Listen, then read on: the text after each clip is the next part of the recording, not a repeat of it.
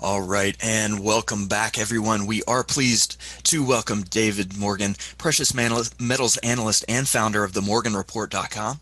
David started investing in the stock market well before turning 18 years of age. Several years ago, he put his long study of the free market economies to work researching the economy, the stock market behaviors, and precious metals, especially silver. Although very familiar with gold, Mr. Morgan believed that silver needed more exposure and would be utilized increasingly as an technology continued to demand more and more of the metal. He has followed the silver market daily for over 30 years and has much of the silverinvestor.com site. It's devoted to education. David, thank you so much for being here. The floor is all yours. Well, thank you. I want to reach out first and say thank you to the Money Show for inviting me and one of my co-workers, David Smith. And so we'll get on with it. First of all, one slight note. I rebranded to the Morgan Report. In fact, the report was actually called the Silver Investor for about the first year. For the last 21 years, it's been renamed as the Morgan Report because I have looked at all the resource sectors. So during the last 22 years that we've been publishing, I've looked at cobalt, lithium, molybdenum, copper, cobalt, anything, zinc. But right now, the report is focused primarily on the money metals. There is one uranium stock. There is a couple of technology stocks. So on with the beginning, when Debbie reached out from the Money Show and asked me what I thought would be the most useful to the audience, I said, where are we in the precious metal cycle? Is it too late to buy gold and silver? Many of you follow this market and some don't, but a lot of people are waking up to it. So I want to start with this first slide. And it isn't exactly the way I would draw it, but I can talk you through it. And I think it's very important to understand that all markets usually go in three phases. If you're an Elliott wave type, you could call it five. There's an up leg, a down leg, a second up leg, a second down leg, and then the major leg up. So in this chart, what we see is the three up legs. You have the stealth phase, which is roughly from the year 2000 until and there's no perfect science in this, it's an art, but somewhere around 2007 or so. So anyone that got in the stealth phase did very, very well. And during the stealth phase, one of the most important things to note, if you're young, and even if you're not, you can pass it on to your children or grandchildren, is in the initial leg up that very few participate in. Almost anything with gold and silver in its name does very well. So to get drilled down on that idea, any penny stock with gold, silver, and it wasn't just gold and silver, it was also some of the other resources, but the lithium mania hadn't hit, the rare earth element mania hadn't hit. None of those were off in the future. The uranium actually was participating in the very early days. But the point is that a lot of stocks without much merit went up 10-fold, 20-fold, and 30-fold. In fact, for those that know Doug Casey, I distinctly remember in the early 2000s, I don't recall if it was 2002, 3, or 4, Doug was at the same conference that I was speaking at, and basically from the behind the lectern, standing on the podium, said, a lot of these stocks out here are not going to go based on their merit. They're going to go based on the ability of the promoters to promote their story. So that's something to be a little bit aware of, because that part of the cycle during the stealth phase repeats at the very end of the mania phase.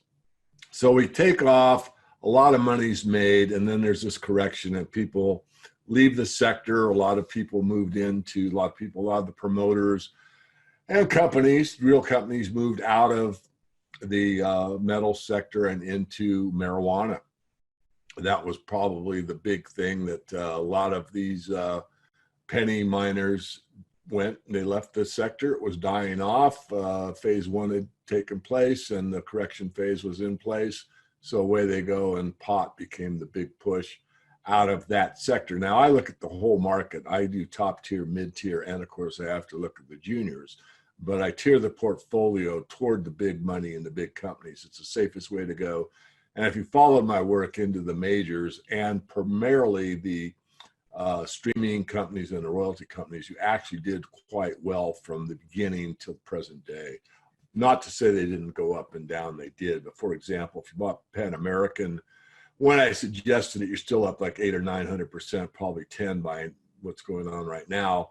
And if you bought, let's say, Silver Standard, which really was a speculation, believe it or not, that stock went from 50 cents to $40. So there's ways to make money, but you also have to be aware of who you're dating, you know, what you are in that company for. So back on track, a lot of people moved off. Then what you get is the awareness phase. And this is where you start to see more institutional money managers. You start to see it in the mainstream news. The financial channels will bring on, you know, Peter Schiff. They'll bring myself on. They will bring, you know, they'll be talking about it, and you get the second leg up. And that's when silver went from basically the 2008 bottom up to about the $21.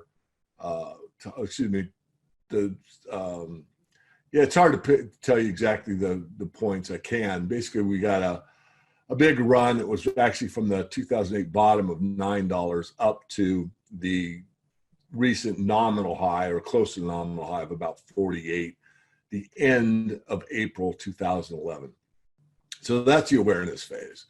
And then that disappoints, and it shows this bear trap, and it shows it very small in time. Actually, as anyone that's followed this market knows, it basically went from 2011 until recent days for silver. And it went from September 2011 to the end of 2015 for gold. So gold has been a steady eddy from basically January 2016 until present day, but it's been so slow climbing that most people didn't pay attention to it until it got above the breakout point, which was technically $1,550. So now we are starting in the mania phase. And this is what I want to bring your attention to, is that in this phase is where the most money is made. I want to digress a bit and tell you a brief story that I read as a probably 23, 4-year-old, 25, somewhere in that range. It was out of Forbes magazine.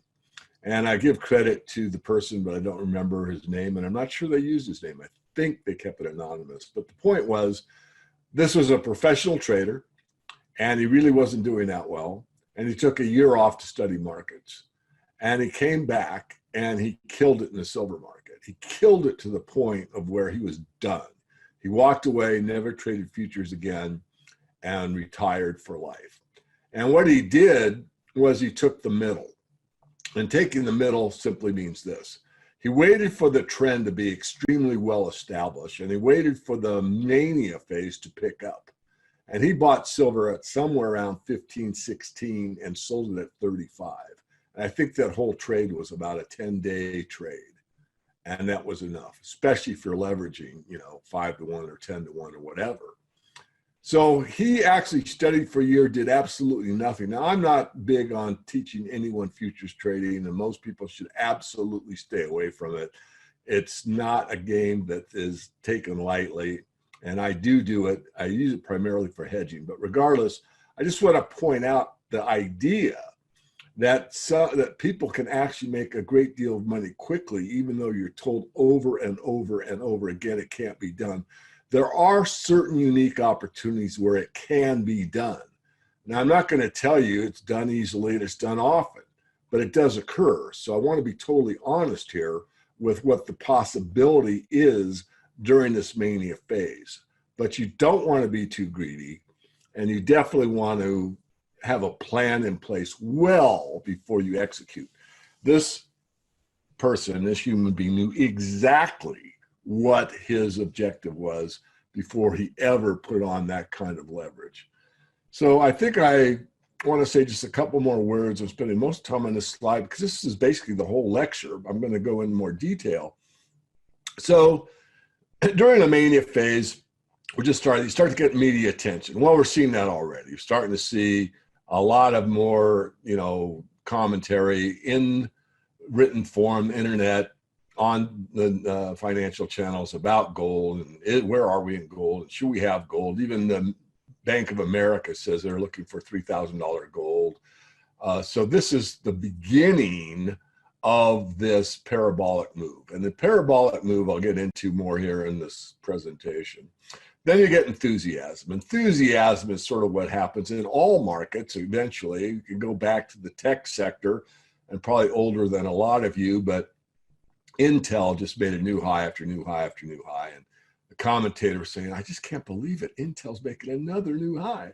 And that's the way you actually participate in that, taking the middle out that I talked about. If a stock goes like Silver Standard that we had on the list at 50 cents to 40 bucks, how many new highs does that company make? And the answer is a lot, and a lot more, and even more. It makes a lot of new highs is the point. So most people say buy low, sell high. Well, you want to buy relatively low and you want to sell relatively high, but you don't want to get too greedy. So then we get into the enthusiasm phase. This is where you see more attention from the media. People are talking about it. People that have never touched gold or silver in their lives are starting to be aware of it. And then the public comes into the market. Now you see on this idealized chart that the public comes in about halfway through the entire move. So if gold's going to, for example, 5,000 an ounce, but it started at roughly 2,000 an ounce, I'm just making up numbers to give you the idea, then what would be halfway between 2 and 5 would be 7, so 3,500. So the public comes in roughly at that. I'm not trying to make the price. I'm trying to give you the right idea here. So in other words, well, David, when is the public coming in? Well, in this thought experiment, what I just told you is when they come in. So they're $1,000 away from coming in right now, if and only if this goes to 5,000. If it goes to 10,000, then you can change the numbers. But I just want to give you the idea. Is the public in this market in a big way? No. The public that's in this market right now are people that probably bought in the stealth phase and have held on all the way through, or people that bought in the awareness phase and have held all the way through and have averaged down, or people that left the market, made a bunch of money in cryptos and came back or whatever. But the general public is not in this market. So then the public gets greedy because just like Intel, gold's a new high, silver's a new high. Silver broke its records. It's above 50. Silver went to 60 in a week's time. Silver's at 75. We've never seen such a high price, which is still ridiculously low on an adjusted, inflation-adjusted basis. Delusion sets in. It's like, oh, real estate only goes up. How many times we heard that? Gold only goes up. Well, that isn't true. And then you get to the top. Well, you want to sell in the strength, which is very difficult to do. I've done it on every run-up in silver and gold so far during this 20-year bull market or 25-year bull market starting 2000, 20 years. And then we get a big correction down, and then you just get a bounce. And that happened in the 1980s. It'll probably happen again. And then you get this straight down thing that happens, and that happened in silver, and it could happen again. I'm not certain of this because it's an idealized graph, and it's based on the paper paradigm working, and I'm not so sure that the paper paradigm is going to work all the way through this time. So why silver, why now? And you can substitute the word gold, why metals or money metals. I'm going to focus on silver. This is the final leg, and I think it will set a record. Record meaning nominal price. They hear a lot about the gold Dow ratio, but I want to show you in the silver terms, it's ridiculously cheap. I know this graph only goes to 2013, but if you can imagine that line over to 2020, it's slightly higher. And in today's dollars, this is from John Williams, shadowstats.com. He used the 1980 metrics to calculate inflation, where you use food and energy, the two things that humans need the most. They need to eat, and they need to do something using energy, transportation, communication, heating their homes, running a manufacturing facility, a factory. I mean, it's food and energy are the keys. And they're taken out of the present CPI. Of course, in 1980, they were in there. So if you use those metrics, believe it or not, the one-day high of $50 in 1980 equates to roughly 600 in today's dollars. That is how much inflation has taken place since 1980. So we've had 40 years of basically nonstop inflation, meaning creation of fiat money, and it has not shown up in the silver market yet. It really hasn't shown up that much in the gold market yet, but it's certainly showing up in the Dow Jones Industrial Average, the S&P 500, and the stock market in general.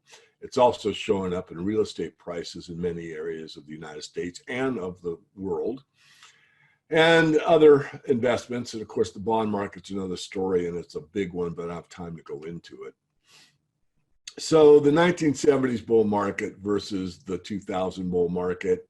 This is from my friend Nick Laird down in Australia. It's goldchartsrus.com. If you're interested in any technical work whatsoever, his fee is very reasonable. I've been a subscriber, I think, since he started. And he does a lot of work in the charting business and really does a great job. So this is an idea that I'm just pounding into everyone, that this next leg up is going to be really, really big and really, really crazy. And a lot of people are going to, buy silver at 30 and sell it at 35 and think that they really did well. And on a percentage basis and divided by the time frame, they made 10,000% on their money if they annualize it. But that's not what we're after. We're after that relatively low, buy it below 30 and wait until it hits 300. I'm joking, but who knows? In a fiat system, it's hard to put a paper price on it, but you get the idea. But you don't want to wait until the last minute either. So I will give you guidance. That's one of the reasons I'm here, but it doesn't mean I correctly sold off the first two big rallies. Doesn't mean I'll catch the next one perfectly. Anyway, are you on the sidelines waiting? Is it too late to buy? No. What if 90% of the move came in the last 10% of the time? Now, this goes back in history. This is when I first started really being interested in the silver market, because before I really got involved with silver, I was pretty much almost exclusively a gold bug. Everything that I was taught, learned, heard, research was about gold. But then when the Hunt brothers came in, I started getting interested in silver before the big run-up, but not as much as I did after the run-up, and asked myself, why did the Hunts do so much in the silver market? And that began really my quest in the silver. But the bull market in 1980 went from roughly 1965, when they took silver out of the coinage, to 1980, and it went from $1.30 to $50 one day. It was at 50 for one day. So the total move was approximately $48. 42 of those dollars came in the last 13 months of a 180-month move. So if you take 13 divided by 180, that's 7% of the time. And the amount of appreciation, those $42 out of the 48, is 87.5. So when I say 90% of the move came in the last 10% of the time, that's the general idea. Does that mean the same thing's going to happen this time? The answer is no. Does it mean that something similar will happen this time? And history says yes, most likely it will occur. So in 1979, at the beginning of the year, silver's at $6. It took 14, 15 years to get there. And a year later, it peaked at 50. That was an 800% gain in 1 year. But if you bought it in 1965 and held it, you had a very modest gain. Inflation adjusted, you were still ahead, but you only want silver to go from $1.30 to $6. Whereas someone that sold then, it's like, oh, I'm selling at a high. If they would have waited one more year, they would have done fabulously well, but they probably didn't know cycle theory. They probably don't know how markets move. So now I'm going to digress into a little bit of a takeaway on money in general. My biggest study is really on the big picture economically, the fiat failures, and the monetary system at large. So what is the new money? I think before the dollar goes to absolute zero, you're not going to see that. You're not going to see the dollar absolutely worthless. What you're going to see is transition. And of course, this is the big question I've been writing about in the Morgan Report now for several months. And this month, I'm still writing. I'm going to have to start writing as soon as I get done with this lecture. But it's really about where the powers that be, the banking elite, are going to take the general world population, and it's going to be under their control, at least that's what they want, into the next phase, which is probably going to be a blockchain system. And the there are opportunities in the blockchain. We've been writing about the blockchain for, I think, 2 years. David Smith actually handles that part of the report. He's much more studied in the blockchain than I am, and I'm no dummy, and I do look at it fairly carefully, but not devoting the time to it that David does, because I still focus on the big picture economically and the money, metals, resources in general. So the question is, can the blockchain marry precious metals successfully? And the answer is yes, and there's several out there. The one that I am an ambassador for, so I'm biased and I own it. It's the only one that I own. I have a little bit of Bitcoin, but the only cryptocurrency that I own is called Lode. And if you're interested in that, the URL, and you can have almost any URL these days, you would just type into your browser ag.lode.1 or https://ag.lode.1. You computer types know what I just said. That will get you to the website, and you can learn more.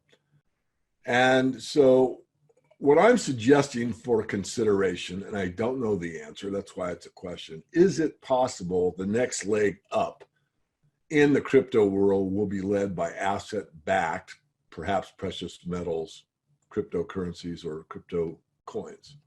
Don't know, possible. So this is, again, the logo for Lode, the little logo on the left upper side there. It's a plan for cryptographic silver.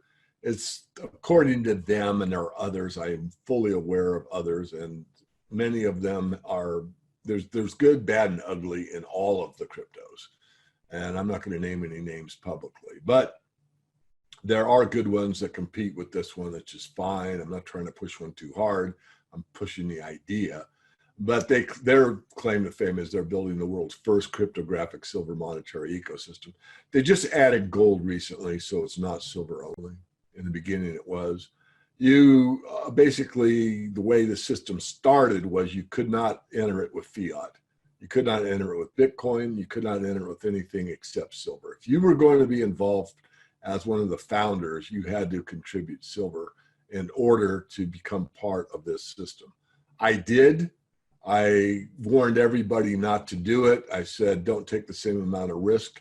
And if you are going to take the same amount of risk as I do, please do it with the amount of silver that you're willing to part with, because most startups, I think there's something like a 99% failure rate on a startup company. It's extremely high.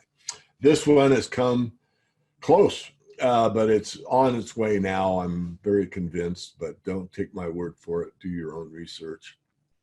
So a new paradigm. Well, it is. I think you're going to see a lot more gold, silver backed cryptos. You also have one for cobalt.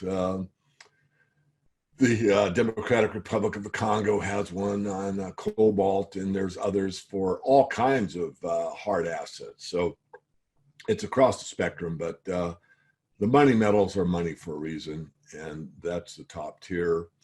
There's two sides of this equation. I don't have time to go into it, but you have the Lode side, which means basically you contributed silver. And then you have the AGX coin, which is your payment system. This is where you actually transact. So, for example, I am in the system as a merchant, and I discount the Morgan report if you pay me an AGX, which I can take the AGX and convert it to hard silver basically anytime I want. There is a limit, just like a lot of these silver and gold, well, not gold, but silver savings programs, where if you have 1 ounce, they're not going to mail it to you. You have to accumulate basically 20 ounces is usually the minimum, because it costs so much to mail it. I mean, sometimes if you mailed 1 ounce of silver, it's going to cost, 25% of what the coin is worth to mail you 1 coin. I'm not talking rare coins, I was talking a bullion coin here. Anyway, the point is you can convert to the actual metal itself if you wish, or you can keep some of it in your account and transact with it, just like any crypto. So I'm not going to read this to you. I'm just being full disclosure here. I'm an ambassador. I am biased. I own it. I like it. I do not have a great deal of my wealth in it at all. I have it, I say I'm past the experimental phase, but I'm certainly not loading up on Lode, but I'm certainly grateful to be asked to look into this from the very inception and I have used some of my thought processes along with David Smith to interact with the founders of the program and help give them feedback as far as what we think would be some of the changes that have been incorporated in the program itself to be more beneficial to the user, meaning you if you elect to participate. So I do a lot for free. This Money Show presentation, I'm not getting paid. I'm again grateful and thankful that they invited me and let me speak my piece for a half hour. The next step is really the best thing to do. Just go to themorganreport.com. It's remember, themorganreport.com. Get on our free newsletter. If you are inclined to participate in the resource sector and you want timing information, some speculative picks that no one else has, some really unique situations, my favorite uranium company, you can consider being a premium member or not. You don't have to pay me, but you should get on the free list and you will get quite a benefit just from that alone. So what do I offer? My whole dedication is really helping others build and preserve wealth, and that's very important, especially preserving. And what I see for the future, you may not agree. I do consultations, so a lot of you probably don't need my service, but you might need a consultation. Hey, I'm going to put X amount into the gold market I never bought before. I need to store it because I live in a penthouse and I don't want it on my property, and that kind of thing, whatever. I mean, there's all kinds of reasons to consult. I'm just giving a hypothetical, but there's that ability. I have a mastermind service, which is primarily for fund managers and accredited investors. The premium service is really the basic service. That's the service mainly for retail. And I, again, teach how I invest and why I'm successful. And then there's an insiders group only where we have to have about an hour-long call if you're going to get my private number or not. So that's what the report looks like. And I'm really done. I have about 4 minutes left for questions, and I'm happy to answer those. And remember to go to themorganreport.com and get on our free list. All right, David, thank you so much. We do have about 4 minutes remaining, and some viewers did have some questions that came in as you were speaking. Viewer says, hi, David, love your reports. What do you think about the COMEX deliveries for silver coming December? Yeah, that's a very good question, and I'm still thinking about it. In fact, and I'm not trying to sell a membership here, but I got a very detailed email from one of our members, and I haven't had time to do it yet, but he had a couple people he cited in that email to me, and I got to watch the videos and listen, and he wants me to verify if this is correct and the COMEX is basically in default now. And the answer is I don't know, and the answer is I probably will not know, because as connected as I am to most of the refiners and most of the wholesalers and many of the fund managers that trade not only the SLV but physical as well, I am not connected to the bullion banks. And that's where the key is. It really is. I mean, I've got like some insight, lightly you might say, into like one bullion bank, which isn't helpful enough for me to know. But I can build a strong case on what's called circumstantial evidence. I mean, that's the way a lot of, lawsuits are done. If it's, shows up that that car was at that place and, well, if this much silver has moved off the exchange and blah, blah, blah, blah. So I'll build a circumstantial case to verify what I've seen so far. But gut level honest, I'm not perfect and I know my limits and I'm not connected to bullion banks. I don't think they like my message. So anyway, there's the answer. All right, thank you.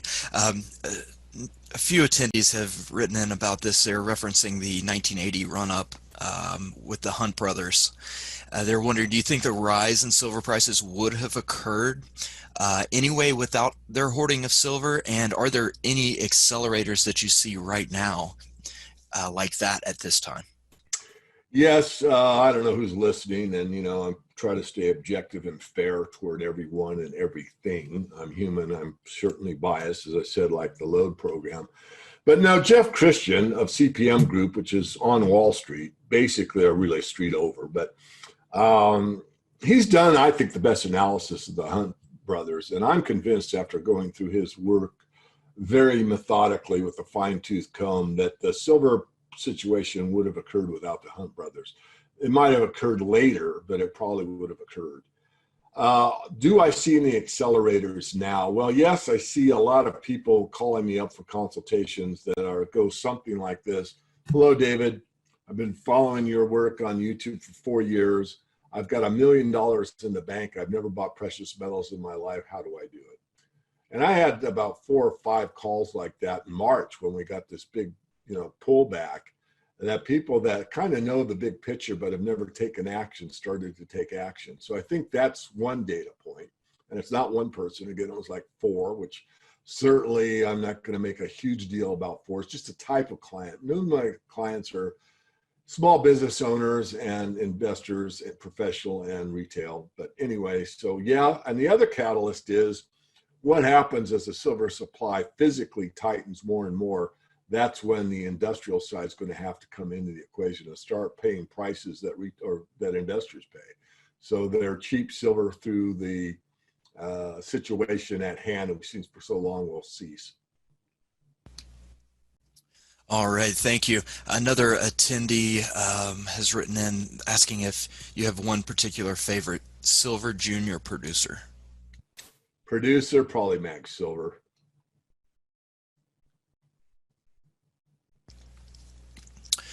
All right, let's see here. We do have about time for one more. Let's see if one has come in. Someone was just curious as to what's the potential advantage of buying load coins? Yeah, I think it's because of the way this market's going to transition into the blockchain. So if cash is outlawed and everyone's going to be on the blockchain to transact business, you're going to have to move to that modality anyway. So you may as be one step ahead. Now, you don't have to buy into anything I just said, do your own research, but the advantage is portability. You can take it with you on your phone. So it's the same argument you get for why would you have Bitcoin. I'm not a huge fan of Bitcoin because it really isn't backed by anything. I know it's limited, which is good. But in this one, you're actually able to take silver and gold physically off the market anywhere in the world, anytime you want. You're going to have to wait for the postal service to get it to you, but nonetheless. So I think there's a lot of advantages, especially for the way millennials think, rather than a stodgy old men such as myself. But I see that's the future. And I want to continue to live my mandate. I do want to change the world. I want an honest monetary system for everyone, everywhere. And as idealistic as that is, I think this is one way, not the only way, one way to achieve it.